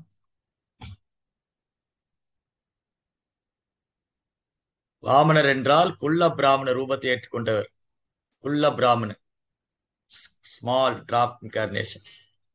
சரி, அடுத்தது அவருக்கு இன்னொரு பேர் உபேந்திரா. உபேந்திரன் என்ன அர்த்தம்? உபேந்திரா பேர்லயே அர்த்தம். இந்திரனுடைய இந்திரனுடைய தம்பி. இந்திரனுக்கு சகோதரனா வந்து உபேந்திரா, இந்திராவுடைய பிரதர். திரிவிக்ரமா அப்படின்னு என்ன அர்த்தம்? திரிவிக்ரம சுவாமி. மூன்று உலகங்கள் மூன்று உலகத்தையும் பலியிட்டு அளந்து பெற்றுக் கொண்டவர். சோ பகவான் சொன்னாரு அதிதிக்கு, அதிதி நானே உனக்கு குழந்தையா வந்து தேவருடைய கஷ்டத்தை போக்கிடுறேன், கவலைப்படாது. அதிதிக்கு ரொம்ப சந்தோஷம். அப்போ ஒரு நல்ல மங்களகமான முகூர்த்தம், துவாதசி, வாமன துவாதசி அன்றைக்கு பகவான் கஷ்யபருக்கும் அதிதிக்கும் குழந்தையா வர. சூரியனை போல பிரகாசம், தாமரை போல கண்கள். கஷ்யபரின் ஆசிரமம் வந்து சூரியனை போல பிரகாசிக்குது, பயங்கர தேஜஸ். கஷ்யபரின் முகம் தேஜஸா இருக்கு, அதிதியோட முகம் தேஜஸா இருக்கு. அவங்க ரெண்டு பேரும் அப்படி பிரகாசிக்கிறாங்க. அந்த கஷ்யபருடைய ஆசிரமத்துல பகவான் வாமன தேவரை அவதாரம் செய்தார். பகவான் வாமனராக அவதாரம் செய்து விட்டார் என்று அறிந்த உடனே தேவர்கள்லாம் பகவானை காண்பதற்கு ஓடோடி வருகிறார்கள். எண்ணற்ற பரிசு பொருட்கள் கொண்டு வராங்க. இப்போ உங்க சொந்தக்காரங்களுக்கு யாராவது குழந்தை பிறந்து என்ன பண்ணுவோம்? சிலர் பேபி சோப்பு வாங்கிட்டு போவாங்க, பேபி கிட்டு வாங்கிட்டு போவாங்க, அதுக்கு மஸ்கிட்டோ நெட்டு வாங்கிட்டு போவாங்க. இந்த மாதிரி பேபிக்கு ஒன்று கிளுகிழுப்ப, கொலுசு, கம்மல், செயின், சோ மெனி திங்ஸ். அந்த குழந்தைய பார்க்கும்போது, ஓ சொந்தக்காரன் குழந்தை பிறந்துச்சுன்னா வெறுங்கையோட போக மாட்டான். அந்த வெறுங்கையோட போல என்ன ஆகும்? அவ சொல்லுவா, நீ உன் குழந்தை பிறந்தா நானும் வெறுங்கையோட தான் வருவேன். என்ன சொல்லுவா? இந்த ஜட உலகத்துல உண்மையான அன்புக்கே இடம் கிடையாது. ஓ எங்க வீட்டு ஃபங்க்ஷனுக்கு சும்மா வந்துட்டு போனே, இல்ல நானும் உன் வீட்டு ஃபங்க்ஷன் சும்மா தான் வருவேன், நீ வரலைன்னா நான் வரமாட்டேன் சொல்லி ஃபால்ஸ் ஈகோ, பொய்யகங்காரம் வந்து மக்கள் மத்தியில எவ்வளவு வேரூன்றி இருக்கு. பொய்யகங்காரம் மக்கள் மத்தியில ஸ்ட்ராங்கா வேரூன்றி இருக்கு. ஓ அவன் என் வீட்டு கல்யாணத்துல வந்து 50 ரூபா கொடுத்துட்டு போனான், நான் 51 ரூபா கொடுப்பேன். அவ கல்யாணத்துக்கு வரவே இல்லை, நானும் போக மாட்டேன். அவ வந்து ஒரு சொம்பு சோப்பு டப்பா கொடுத்தா நானும் ஒரு சொம்பு சோப்பு டப்பா வந்து நான் ப்ரோபார் புக் கொடுக்கவே மாட்டேன். ஏன்னா அவ சொம்பு சோப்பு டப்பா கொடுத்தா நானும் சொம்பு சோப்பு டப்பா தான் கொடுப்பேன். So many strong false ego. இந்த பொய்யகங்காரம் இதயத்துல வலுவார். குழந்தை பிறந்து பார்க்க போனா நான் என்ன கிஃப்ட் வாங்கிட்டு போனா அதே மாதிரிதான் அவ என் பிள்ளைக்கு கிஃப்ட் வாங்கிட்டு வருவார். பிரதிபகாரம் எதிர்ப்பா. உண்மையான அன்பே கிடையாது, ஏமாற்று. இந்த ஜட உலகம் பூரா ஏமாறுவர்களும் ஏமாற்றும் நண்பர்கள் உறவினர்கள் சீட்டிங் தான். சரி, அது ஒரு பக்கம் இருக்கட்டு. இங்க என்ன நடந்ததுன்னா, பகவான் வாமன தேவராக கஷ்யபருக்கும் அதிதிக்கும் குழந்தையா வந்துட்டார்னு தேவர்கள்லாம், இந்திராதி தேவர்கள், இந்திரா, சந்திரா, வருணா, அக்னி, வாயு, பிரம்மதேவ், மகாதேவ், பார்வதி, சரஸ்வதி எல்லாரும் வராங்க. வரும்போது அந்த குழந்தை பிராமணருக்கு நிறைய பரிசு பொருட்கள் எடுத்துட்டு வராங்க. பூமாதேவி இந்த மான் தோலை வந்து போட்டு விடுறாங்க அந்த குழந்தைக்கு. பூமாதேவி மான் தோலை பரிசா கொடுக்க அதிதி வந்து அந்த குழந்தைக்கு மான் தோலை போட்டு விடுறாங்க. பிரம்மா வந்து ஒரு பிரம்ம தண்டத்தை வந்து பரிசா கொடுத்தாரு. இந்த பிராமணருக்கு வந்து தண்டம் வச்சிருப்பார், பிரம்ம தண்டம். சோ சிவபெருமான் வந்து ஒரு கமண்டலத்தை பரிசா கொடுத்தாரு. சூரிய தேவன் ஒரு பிக்ஷை பாத்திரம் கொடுக்கிறார். பார்வதி முதல்ல பிக்ஷை இடுறாங்க. இந்த மாதிரி சோ மெனி திங்ஸ். சந்திரன் வந்து ஒரு குசா புல்லு பெல்ட்டை வந்து அந்த குழந்தைக்கு பரிசா கொடுக்கிறார். நீங்க அந்த போட்டோ பாத்தீங்கன்னா, வாமன தேவருடைய போட்டோல அந்த குழந்தைய அலங்காரம் பண்ணுவாங்க கஷ்யபரும் அதிதியும். அந்த மான் தோல் போட்டு, அந்த குசா பெல்ட்டை போட்டு, அப்புறம் கழுத்துல ருத்ராட்ச மாலை, சரஸ்வதி தேவி ருத்ராட்ச மாலை கொண்டு கொடுக்குறாங்க. இப்படி ஓரொரு தேவர்களும் அந்த பிராமண குழந்தைக்கு பரிசா கொடுக்குறாங்க, நிறைய பொருட்களை பரிசா கொடுக்குறாங்க. தேவர்கள்லாம் பகவான் இந்த பூமியில தேவர்களுக்கு மத்தியில வந்திருக்காரு. தேவர்களுக்கு மத்தியில தேவர்களுக்கு உதவுவதற்காக தேவேந்திரனின் சகோதரனா வந்திருக்காரு அந்த உபேந்திர பெருமாள், இந்த திருவிக்கிரம சுவாமி வாமன தேவ் அப்படின்னு அவர் புகழ பாடிண்டு அவருக்கு கிஃப்ட் எல்லாம் கொடுத்துட்டு, இனி நம்ம ப்ராப்ளம் சால்வ் ஆயிடும், பகவான் வந்துட்டாரு நமக்கு. சோ நமக்காக பகவான் வந்துட்டாரு, நம்ம இங்க சொர்க்கத்தை திரும்ப பெற்றலாம். அந்த நம்பிக்கை வந்துருச்சு இப்ப தேவர்களுக்கு. தேவர்களுக்கு இப்ப நம்பிக்கை வந்துருச்சு, பகவான் வாமன தேவரா வந்துட்டாரு, அதனால எப்படியாவது நம்ம சொர்க்கத்தை மீட்டு கொடுத்துருவாரு. பகவானை சரணடைந்த ஆத்மாக்கள், தேவர்கள் பகவானை சரணடைஞ்ச ஆத்மாக்கள், அவங்க பகவான்கிட்ட பிரார்த்தனை செய்யறாங்க. ஓ பிரபு வாமனதேவ். சோ பகவான் என்ன பண்ணாரு? அஹ், இந்த தேவர்களை மகிழ்விக்கிறதுக்காக அவர் இந்த பலி மகாராஜோட யாகசாலைக்கு போறார். பலி மகாராஜா வந்து யாகம் பண்ணிட்டு இருக்காரு. சுக்கராச்சாரியர் சொல்லி சொல்லி அவர் 100 அஸ்வமேத யாகம் பண்றதுக்கு ரொம்ப ஃபோர்ஸ்ஃபுல்லா இயங்கிட்டு இருக்காரு. சுக்கராச்சாரியர் சொன்ன மாதிரி அவர் யாகம் செய்யறதுக்கு ரொம்ப தீவிரமா முயற்சி பண்ணிட்டு இருக்காரு. பிராமணர்களுக்கெல்லாம் வர பிராமணர்களுக்கெல்லாம் தானம் கொடுத்து அவங்க ஆசீர்வாதம் வாங்கி 100 அஸ்வமேத யாகம் பண்ணி இந்திரனுடைய பதவி அடையதுக்கு பண்ணிட்டு இருக்காரு. அப்போ அந்த யாகசாலைக்கு வாமனதேவர் போறார். யாகசாலையில போய் தானம் கேட்டு போறார். பலி மகாராஜோட யாகசாலைக்கு வாமனதேவர் போறார். அந்த யாகசாலையில் இருக்கிற பிராமணர்கள்லாம் தங்களுடைய தெய்வீக தன்மையினால ஜொலிக்கிறாங்க, நட்சத்திரங்களை போல. வானத்துல நட்சத்திரங்கள் ஜொலிக்கும் இல்லையா, அந்த மாதிரி பலியோட யாகசாலையில நூற்றுக்கணக்கான ஆயிரக்கணக்கான பிராமணர்கள் வந்து நட்சத்திரங்களை போல ஜொலிக்கிறாங்க. அப்ப அந்த யாகசாலைக்குள்ள வாமனமூர்த்தி நுழையிறாரு. அது பௌர்ணமி நிலவு இறங்கி வர்ற மாதிரி. பௌர்ணமி நிலா ஆகாசத்துல அப்படி ஜொலிக்கும். அந்த நிலவினுடைய ஒளி ஆகாசம் முழுவதும் பரவி இருக்கு. அந்த பௌர்ணமி நிலவு தரையில் இறங்கி பலியோட யாகசாலைக்குள்ள வர்ற மாதிரி இருக்கு. வாமனமூர்த்தி அந்த யாகசாலைக்குள்ள நுழையிரு. அங்க இருக்கிற முனிவர்கள்லாம் பாக்குறாங்க, யார் இந்த குழந்தை இப்படி சந்திரனை போல பிரகாசமா இருக்கே. சந்திர ஒளி முன்னாடி பௌர்ணமி அன்னைக்கு என்ன ஆயிடுனா நட்சத்திரங்கள் ஒளி மங்கி போயிடும். நீங்க அமாவாசை அன்னைக்கு பாருங்க, நட்சத்திரங்கள் வானம் நல்லா ஜொலிக்கும். ஏன்னா அமாவாசை அன்னைக்கு நிலாவை பார்க்க முடியாது. சோ அமாவாசை அன்னைக்கு நிலாவை பார்க்க முடியாதனால அமாவாசை அன்னைக்கு நட்சத்திரங்களா ஜொலிக்கும். ஆனா பௌர்ணமி அன்னைக்கு பாருங்க, நிலா வந்து வானத்தை முழுதும் ஆக்குபை பண்ணிடும்.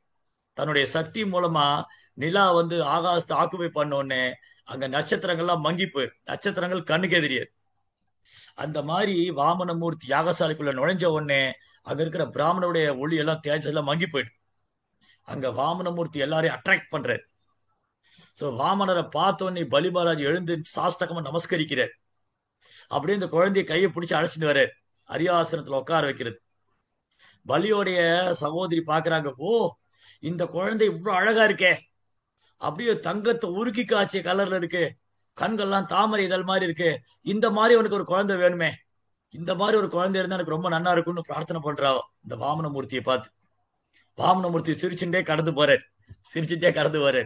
அங்க போய் யாகசாலையில உட்கார்ந்த உடனே பலி மகாராஜா வாமனருடைய தாமரை பாதங்களை கழுவி அந்த தண்ணீரை வந்து தன் குடும்பத்தார் மேலே தலையில தெளிச்சுன்றார். சோ எப்போ பலி மகாராஜா வாமனரை இன்வைட் பண்ணாரோ அப்பவே பலி மகாராஜா வந்து தூய்மை அடைச்சிட்டாரு. சோ சாஸ்திர ஆச்சாரியர் என்ன சொல்றாங்க, பிரகலாதருடைய பேர குழந்தையானால பலி மகாராஜ் பகவானால் ஆசீர்வதிக்கப்பட்டார்.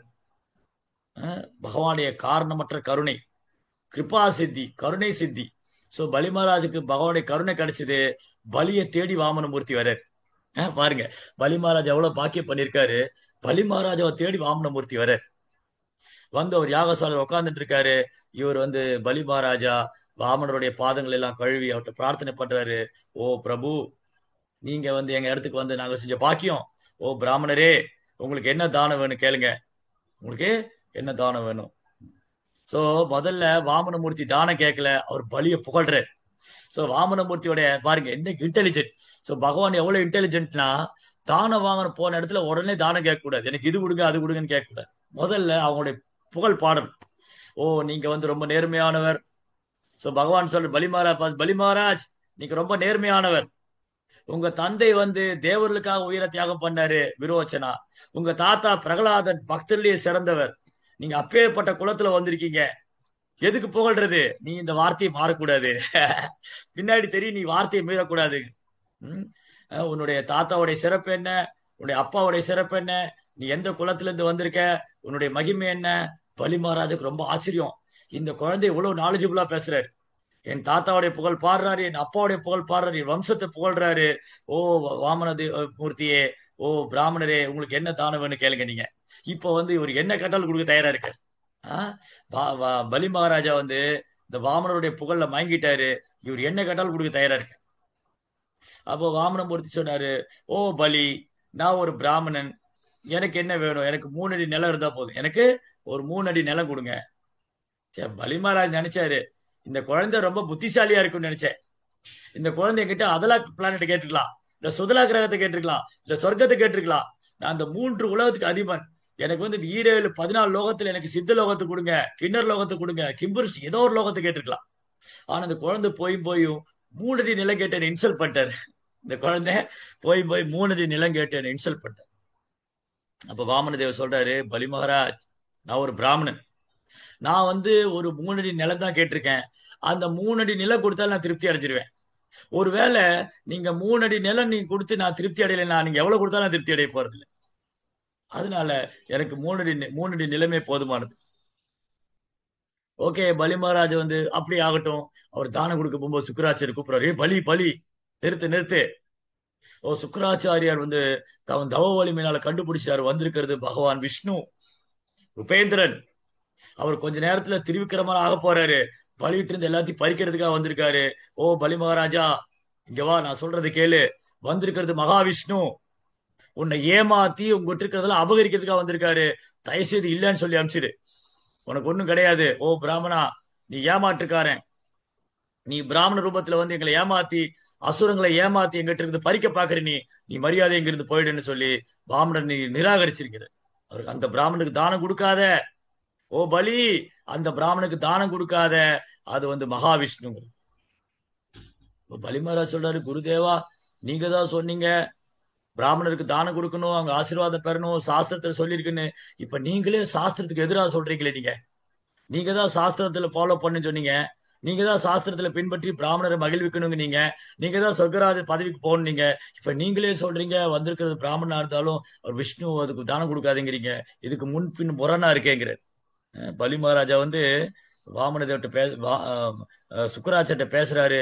இது 16வது பாயிண்ட். நீங்க சொல்றது முன்னுக்கு பின்னா முரணா இருக்கு, இது சாஸ்திரத்துக்கு எதிரா இருக்கு, அதனால நான் உங்க வார்த்தையை ஃபாலோ பண்ண மாட்டேன். எப்ப வந்து ஒருத்தர் குருவை நிராகரிக்கலாம், இது ரொம்ப வேல்யூபிளான பாயிண்ட். ஸோ இது ரொம்ப முக்கியமான பாயிண்ட். என்னன்னா 16வது பாயிண்ட், எப்போ ஒருத்தர் குருவை நிராகரிக்கலாம், குரு வந்து சாஸ்திரத்துக்கு எதிரா இருக்காரு, அதர்ம பக்கம் பேசுறாரு, சாஸ்திரத்துக்கு எதிரா இருக்காரு, அல்ல விஷ்ணு பக்திக்கு எதிரா இருக்காருன்னா அந்த குருவை கண்ணை மூடி ரிஜெக்ட் பண்ணலாம். சோ சுக்கராச்சாரியர் வந்து ஒரு ஆன்மீக குரு அல்ல, அவர் குலகுரு, அசுர குலகுரு, அவ்வளவுதான். அவர் வந்து ஒரு தெய்வீகமான ஆன்மீக குரு, அங்கீகரிக்கப்பட்ட அதிகாரப்பூர்வமான ஆச்சாரிய சம்பிரதாயத்தில் வந்த குரு அல்ல சுக்கராச்சாரியர். சுக்கராச்சாரியர் ஒரு செமனல் குரு, அவ்வளவுதான், குலகுரு. சோ இந்த குரு சுக்கராச்சாரியர் சாஸ்திரத்துக்கு எதிராக செயல்படுறாரு. அதனால பலி மகாராஜ் குருவை நிராகரிக்கிறார். தன் குருவை நிராகரிச்சுட்டு வந்திருக்கிறது வாமனமூர்த்தி, அவர் மகாவிஷ்ணுவா இருந்தாலும் அவர் என்ன தேடி வந்திருக்காரு, அவர் பிராமண ரூபத்துல வந்திருக்காரு, அவர் என்ன கேட்டாலும் நான் தானமா கொடுப்பேன்னு சொல்லிட்டு அவர் கமண்டல் எடுத்து தண்ணி விடுறாரு. வாமனமூர்த்தி, நீங்க மகாவிஷ்ணுவா இருந்தாலும் நீங்க என்கிட்ட தானம் வாங்க வந்து நான் செஞ்ச பாக்கியம், அதனால நான் கொடுத்த வாக்கு மீற போறதில்ல, நான் உங்களுக்கு தானம் கொடுக்க போறேன். சுக்கராச்சாரிய சொல்றாரு, பலி நில்லு, தப்பு இல்ல, ஒருத்தர் வந்து கொடுத்த வாக்க மீறது தப்பு இல்லை. எந்த மாதிரி ஒரு 5-6 பாயிண்ட் சொல்றாரு. சுக்கராச்சாரியர் என்ன சொல்றாரு, ஆபத்து காலத்துல உயிருக்கு ஆபத்து வரும்போது ஒருத்தர் தன் உயிரை காப்பாத்திக்கிறதுக்காக கொடுத்த வாக்குறுதி மீறலாம், சாஸ்திரத்துல இருக்கு, அதனால நீ வந்து இல்லைன்னு சொல்லிரு. சோ சுக்கராச்சாரியர் என்ன சொன்னாலும் பலி கேட்க மாட்டேங்கிறாரு. நோ நோ நோ, நீங்க வந்து சாஸ்திரத்துக்கு எதிராக சொல்றீங்க, நான் ஃபாலோ பண்ண மாட்டேன்.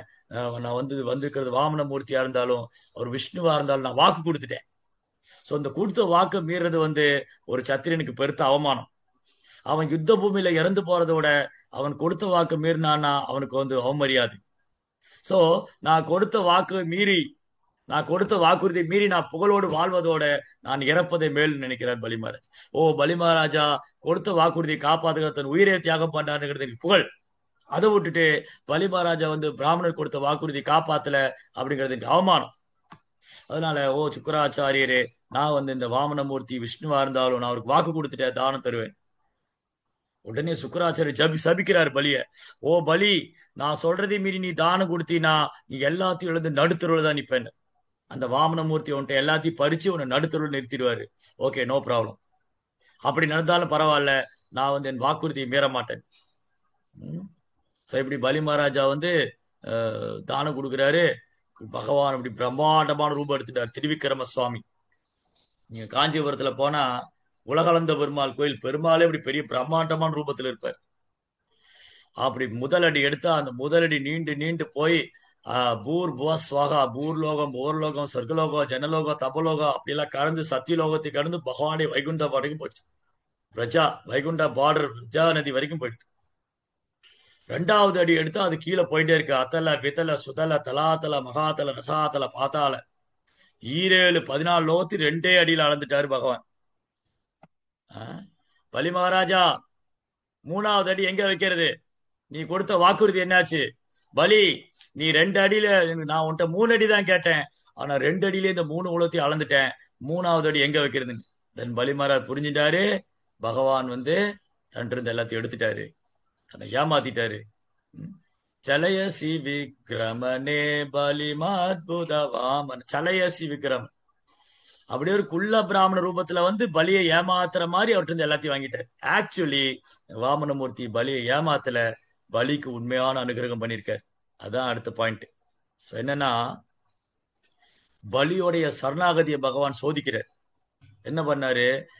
பலி மகாராஜா வாமன தேவர் திரிவிக்ரம அவதாரம் எடுத்து 2 அடியில 3 உலகத்தையும் அளந்துட்டாரு. ஓ பலி மகாராஜா, 3வது அடி எங்க? பலி மகாராஜ் சரண்டர் ஆகுறாரு.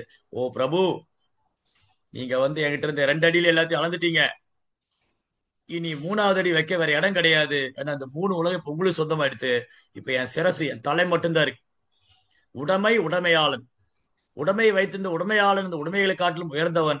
அதனால நான் உங்கள் தலை, உங்கள் சிரம், உங்கள் பாதம் சிரம் சாய்க்கிறேன், உங்களுடைய 3வது தலையின் சிரசில் வைங்க. பலி மகாராஜா மண்டியிட்டு தன்னுடைய தலையை பகவானுடைய தாமரை திருப்பாதம் சமர்ப்பிக்கிறார். இந்த சரணாகதி ஆத்ம நிவேதனம். 18வது பாடம் இந்த 9 விதமான பக்தி தொண்டுல இன்னைக்கும் அசுர குலத்துல பிறந்து பிரகலாதரும் பலி மகாராஜும் 9 விதமான பக்தி தொண்டுல இடம் பெற்றிருக்காங்க.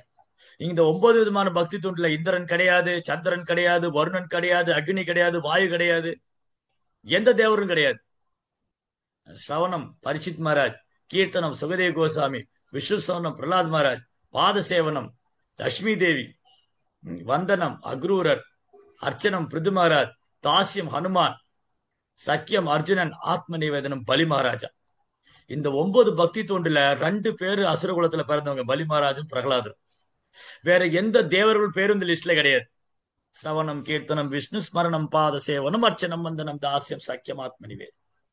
இந்திராதி தேவர்கள் கிடையாது. சோ பலி மகாராஜா கிருஷ்ணர் ஏமாத்துற மாதிரி அவருக்கு மிக உயர்ந்த இடத்தை கொடுத்துட்டாரு, தூய பக்தி தொண்டு கொடுத்துட்டாரு. சோ 18வது பாயிண்ட் என்னன்னா, பலி மகாராஜ் ஆத்ம நிவேதனம் செய்யறார்.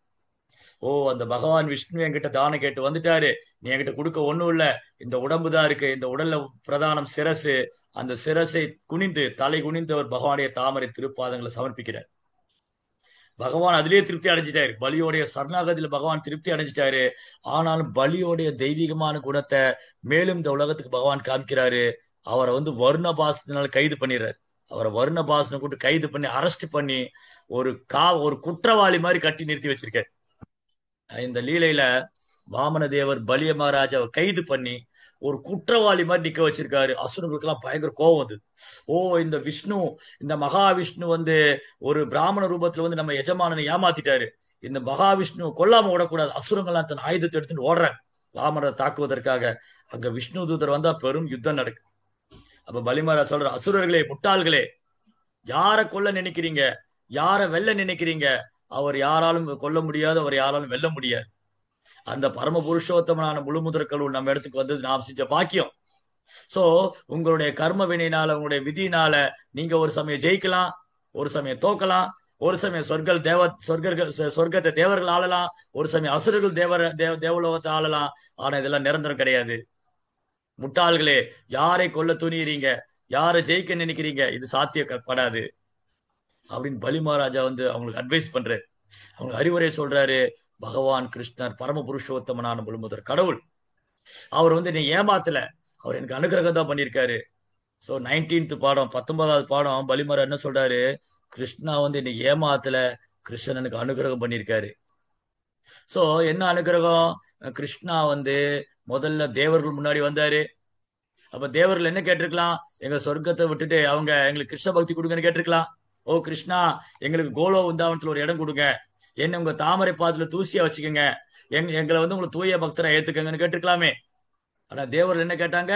சொர்க்கத்தை மீட்டு கொடுங்கன்னு கேட்டாங்க. சோ பகவான் என்ன பண்ணாரு? சொர்க்கத்தை மீட்டு கொடுத்தாரு. ஆனா பலி மகாராஜாவுக்கு தூய பக்தி தொண்டு கொடுத்துட்டாரு. அதுதான் வந்து தேவர்களை விட பகவான் வந்து பலிமராஜ் காட்டி கருணை.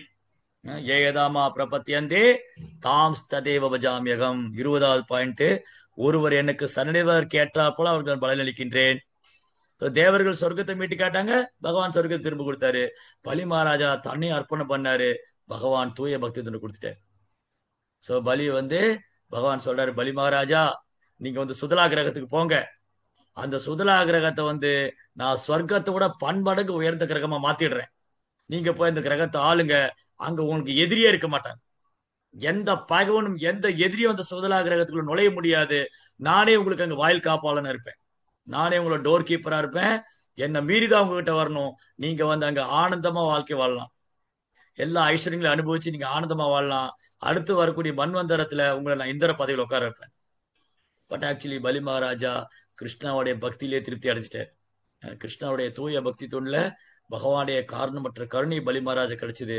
அதனால ஒரு 9 விதமா பக்தி தொண்டுல ஆத்ம நிவேதனத்தில் இருக்காரு. 12 மகாஜனத்துல ஒருவரா இருக்கு. சோ பலியோட கிரேட்னஸ், சோ பலியோட புகழ் இந்த உலகத்துக்கு பகவான் காமிச்சார். பிரகலாதர் அங்க வந்து பலி மகாராஜா புகழ்ந்து பாடுறாரு, பகவானை புகழ்ந்து பாடுறாரு.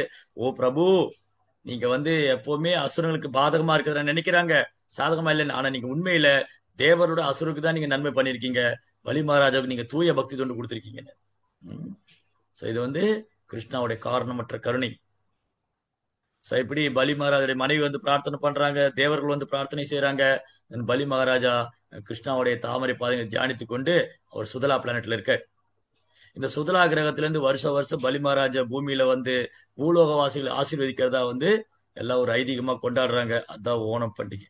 ஓணம் பண்டிகை அன்னைக்கு பலி மகாராஜா சுதலா பிளான்ட் இந்த வெளியில வந்து எல்லா மக்களையும் ஆசீர்வதிக்கிறாங்க. நீங்களும் கிருஷ்ணரை சரணடைங்க, பகவானுடைய நாமத்தை சொல்லுங்க, பகவானுக்கு சேவை பண்ணுங்க, தூய பக்தி அடையணும். அதுதான் உன்னதமானதுங்கிறது தான் பலி மகாராஜோட லீலை. ரொம்ப அற்புதமான லீலை. 20 பாடம். இந்த ஒரு லீலையில 20 பாடம் நம்ம புத்தி கட்டினது. இது இல்லாம எவ்வளோ அர்த்தங்களும் தத்துவங்களும் நிறைந்தது இந்த வாமன லீலை. அதனால நம்ம பகவான்கிட்ட பிரார்த்தனை பண்ணணும், நமக்கு தூய பக்தி தொண்டு கிடைக்கணும், கிருஷ்ணர் மேல கலங்கம் இல்லாத அன்பு வரணும், நாமத்துல ருச்சி வரணும். பலியோடைய மனைவி சொன்னாங்க, பிரபு என் கணவர் நினைச்சிட்டு இருக்காரு இந்த உடம்பு அவருக்கு சொந்தம், அதுவும் உங்களுடையது தான். இந்த ஆன்மா, இந்த உடல் இருக்கிற ஆத்மா, இந்த உடல் அனைத்தும் உங்களுக்கு சொந்தமானது. ஈசாவாசம் இதம் அனைத்தும் உங்களுடையது. இது என்னதுன்னு உரிமை எதுவுமே நான் கொண்டாட முடியாது. ஓ பிரபு, எல்லாம் தங்களுடையது, தங்களது சேவைக்காக. இப்படி ரொம்ப அழகான ஒரு லீலை, ரொம்ப அழகழகான பாடம். நல்ல வாமன தேவர் இடத்துல பிரார்த்தனை செய்யணும், நமக்கும் தூய பக்தி தொண்டு வேணும் அப்படின்னு. ஹரே கிருஷ்ணன். கிரந்தராஜ் ஸ்ரீமத் பாகவதம் கி ஜெய், ஸ்ரீல பிரபுபாத் கி ஜெய்.